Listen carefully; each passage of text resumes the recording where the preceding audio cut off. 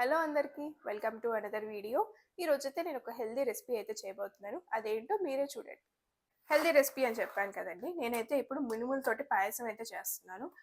దీనివల్ల ఇమ్యూనిటీకి, నర్వ్స్కి, బోన్స్కి చాలా అంటే చాలా బెనిఫిట్స్ ఉన్నాయి. ఎలా చేయాలో చూద్దాం పదండి.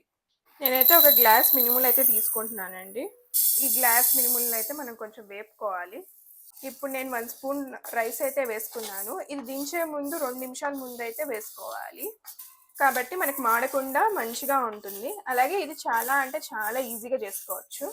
ఇప్పుడు కొంచెం నెయ్యి వేసుకొని జీడిపప్పులను అయితే నేను వేపుకుంటున్నానండి. కొద్దిగా పౌడర్ అయితే చేసుకున్నాము. ఈ పౌడర్ని బౌల్లో వేసేసుకొని ఇప్పుడైతే కొంచెం కోల్డ్ వాటర్ పోసుకుంటున్నాను అండ్ మంచిగా కలుపుకోవాలి.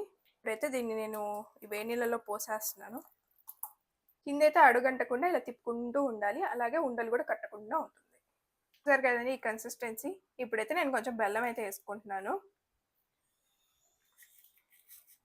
అంతే అండి. ఇప్పుడు కొంచెం జీడిపప్పు వేసుకొని బౌల్లో సర్వ్ చేసుకుంటే మన హెల్దీ మినుముల పాయసం అయితే రెడీ. ఈ వీడియో కనుక మీకు నచ్చితే please like, share, subscribe to చిన్ని కథలు. అంతవరకు టాటా బాయ్.